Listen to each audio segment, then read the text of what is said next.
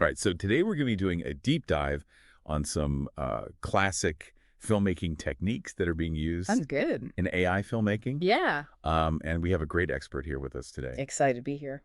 So, so yeah, let's just jump right into it. Yeah, let's do it. So the first one we wanted to talk about was the Dutch angle. Okay. Now, are you familiar with the Dutch angle? Yes, very familiar with the Dutch angle. It's that unsettling kind of tilted frame Right. that you see in film. And so what can you tell us about that? Well, so the Dutch angle, it's used very specifically in filmmaking to portray Okay. psychological uneasiness or tension. Okay. It's that, So it's not just to be cool. no, it's not just to be cool. It Yeah. has an actual purpose, a reason for being there. Yeah. Yeah. And now we're talking about it in AI filmmaking. Yes. So how is that technique being used in AI filmmaking? So it's being used similarly to how it's used in regular filmmaking, but think about an AI program being able to actually analyze the emotional intensity of a scene Okay. and then dynamically adjust the Dutch angle to match. Okay. So as the tension rises, Oh, wow. the tilt of the camera becomes more pronounced, mirroring the character's increasing anxiety. I see. Yeah. And that's something that's like more possible now with AI Exactly. than it would have been, in the past where you would just have to like... Exactly. You just set it and it's just static, whereas now you can have that dynamism, Yeah. which is so cool. So it's like the camera's actually like acting? Yes, the camera Yeah. becomes a character. Wow. Yeah. I'm thinking about The Shining. Yes. Yeah. Classic. Classic Jack Nicholson peeking through the door. Yes. That's such a... Such a good use of the Dutch angle. Yeah. Yeah. And that's exactly what we're talking about, that psychological tension, Right. that uneasiness. It just makes you feel uncomfortable Right. and you don't know why. Right. But that's the point. Yeah, it's just unsettling. It's unsettling. So, okay, so we've got this like unsettling Yeah. kind of Dutch angle thing going on. Okay. Now let's move on to something maybe a little more subtle. Okay. And that would be rack focus. Okay, so rack focus. Now tell me about rack focus. So rack focus is basically shifting the focus of a camera Okay. from one subject to another within the same shot. Okay. So you're not cutting away. Gotcha. You're actually just shifting the focus of the lens and Oh. you're guiding the viewer's eye Okay. to where you want them to look. Oh, I see. So it's like instead of cutting to a close-up, you're just kind of like...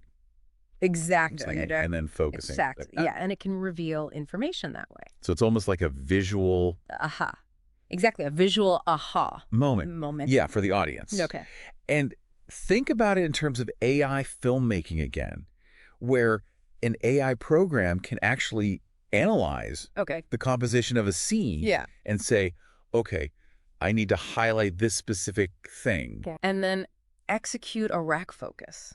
That's- Automatically. Yeah. So it creates this really seamless, engaging visual experience. And that's something that, you could use for like, Right, oh, it's it's blink and you'll miss it type It's of a moment. twig link and you'll miss it. Where it's like, if you're not paying close attention, Yeah. you'll miss it. You'll totally miss it. But then when you see it, it's like, oh my God. It's like, what was that? Yeah. Yeah. Yeah. Exactly. That's so cool. Yeah. So give me an example of like where that's been used effectively. Oh, gosh. Tons of films use this. The Godfather Oh, yeah. is a great example. Right, Like shifting focus between different characters in a scene Yeah. to highlight those shifting power dynamics. Okay. Yeah. So it's really subtle, but it can make a big Yeah, difference. totally subtle, but it can make a huge difference. Wow, that's really cool. Yeah. So, okay, we've got So we've got the Dutch angle. the Dutch angle, We've got rack focus. rack focus. Now, the last one we want to talk about in this part Okay. is over the shoulder. Over the shoulder. So tell me about that one. So over the shoulder, this is one of my favorite shots, I think, because it's just so classic. Okay. And it's used all the time, but it's so effective. Okay. It's where you frame a shot from behind a character. So you can see their shoulder and their head kind of framing That's the foreground. the subject, in the foreground. Okay. And it creates this sense of intimacy and connection with the viewer. Okay. Because you're literally looking, So you're kind of like in their shoes. you're in their shoes. A little bit. Yeah. And it's so powerful because it Yeah. makes you feel like you're part of the conversation. Gotcha. You're part of the scene. And so now thinking about that in AI filmmaking. Yes. How is that being used to like make Yeah, an it's eye- a really interesting way Yeah. to make AI characters feel more relatable and human. Okay. Because think about like a scene where two AI characters are having a conversation. Okay. And it's a deep conversation, a heartfelt conversation. Okay. By using the over-the-shoulder shots, you can capture Yeah. those subtle facial expressions, those reactions Right. that convey the depth of their emotions. Oh, okay. So you're really making the viewer feel like they're part of that Yeah. exchange, that intimate exchange. Yeah, I'm thinking Casablanca. Yes. That's all Casablanca. over the shoulder. Over the shoulder. It's just like back and forth, back and forth. They're Yeah. right there in the room with them, Yeah. experiencing that tension. It's like you're sitting at the table with them. Exactly. Yeah. So good. So that's amazing how that can be used Yeah. to kind of like humanize. Yeah, and, to humanize AI characters, which is, Yeah. a whole other conversation about, Right. blurring the lines Yeah. between artificial and human. I love that. Yeah, it's really cool. Yeah, that's so cool. It is. All right, so those are 3 techniques that we're going to be talking about today. Yes. We've got Dutch angle, Dutch angle. rack focus, Rack focus. and over the shoulder. over the shoulder. Now, when we come back, And when we come back. we're going to be talking about how to use these Yeah.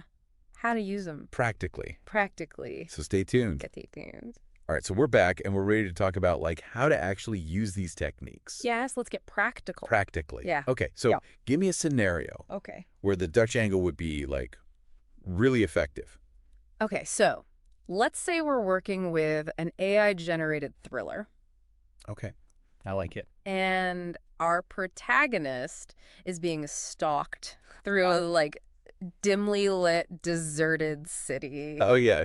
Really creepy vibes. I'm feeling it already. Right. So imagine, they're walking down a narrow alleyway, Okay. and as they're walking, we use a Dutch angle to make the buildings seem like they're kind of leaning in, Oh, wow. almost closing in on. They feel really trapped. Exactly. You're using the Dutch angle to really underscore that psychological state that Yeah. the character is in, That's so cool. making the viewer feel just as uneasy as they are. Yeah, like claustrophobic almost. Yeah, totally. Okay, now let's go to rack focus. Okay.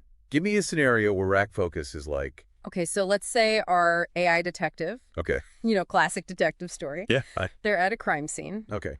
They're looking around, examining everything, Right. and maybe they're focused on what seems like an insignificant object, Okay. like a cigarette butt or something. Gotcha. And then suddenly, Yeah. the focus shifts to a tiny detail in the background. Okay. Maybe a partial fingerprint on the doorknob. Oh, that's cool. Right. Yeah. So you're creating that aha moment for the audience, Yeah. but you're doing it visually. Yeah, it's subtle. It's so subtle. You're not hitting them over the head with it. Yeah. No, you're not hitting them over the head with it. It's like, did you catch that? Yeah. Go back and look again. And that's so much better than having the detective be like, look, a clue. Oh my gosh, I know, right? It's so much more sophisticated. All right, last but not least, Oh. over the shoulder. Okay.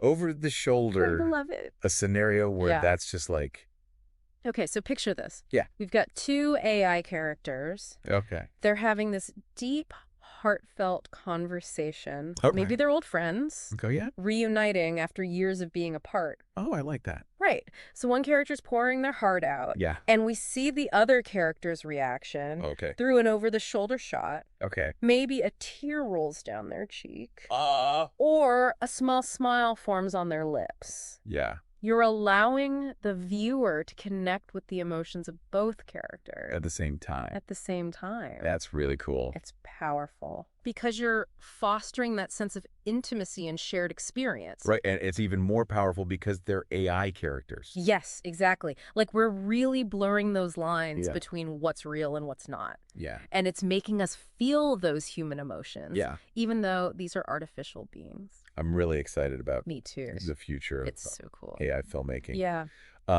But we got to take a quick break. Okay, sounds good. But when we come back, we're going to be talking about like what this all means. What does it all mean? What does it all mean? The big question. So stay with us. Okay. Okay, so we've talked about these different techniques and how to use them. Yeah. What does this all mean for the future of filmmaking? Well, I think it's really exciting because it means that these techniques Yeah. that used to be accessible only to, big budget Right. productions Yeah.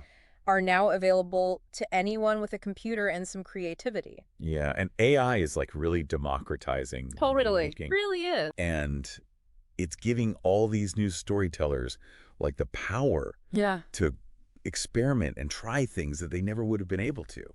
It's leveling the playing field in a Oh, way that's just yeah. unprecedented, I think. Yeah, and I think we're going to see just this like explosion of creativity Yeah, as a result of that. totally. People are going to be telling stories from all over the world in Yeah. ways that we haven't even imagined. Yeah, and like imagine a world where Yeah. anyone who has a story to tell can use AI to Exactly. create these stunning visuals and experiment with these techniques. Yeah. It's just so cool. It's so powerful. And it's Yeah. not just about the technology itself. Yeah. It's about like what stories are we telling? Yes, And exactly. we can tell more diverse and Yes. inclusive stories Exactly. because of AI. We can amplify voices that have been historically marginalized. Right. We can create stories that reflect Yeah. the richness and complexity of the human experience. I'm just like so excited to see what happens Me too. It's going to be wild. the next few years. Yeah. Like as AI just continues to evolve. Yeah, think about like AI algorithms that can analyze scripts and suggest the best Oh, wow. camera angles or focus To shifts. heighten the emotional impact of the scene. Or AI-powered editing tools Yeah. that can seamlessly blend different shots and techniques, Yes, like creating a truly cinematic experience. AI could become like Yeah. a collaborator A creative collaborator. Yeah. It's like having another mind Yeah. in the room with you. to bounce ideas off of. Exactly. That's so cool. Which is both exciting and kind of terrifying, Yeah. but mostly exciting. Mostly exciting. Okay? Yeah. So as AI becomes more accessible, Yeah. I think we're going to see like I think so too. a real blurring of the lines Yeah. between traditional Yeah. filmmaking and AI filmmaking. Yeah, we'll see those hybrid approaches, Yeah. combining the best of both worlds. That's so cool. Yeah. Well, this has been a fascinating conversation Yeah, this was fun. about the future of AI filmmaking. I know. And I'm really excited to see what happens in the Yeah. next few years. Yeah. But before we go, I just want to leave you with this one thought. Okay, ready. If you could use any of these techniques we've talked about to tell a story, Sure. what story would you tell? Ooh, why? That's a good one. What world would you create? Yeah. What emotions would you evoke? What would you make? Yeah. That's the question. So think about that. Yeah. And don't be afraid to experiment Don't be afraid. and to push the boundaries of what's possible. Yeah, you got this. Because the future of filmmaking is in your hands. That's right. Thanks for joining us on The Deep Dive. It's been a pleasure. We'll see you next time. See ya.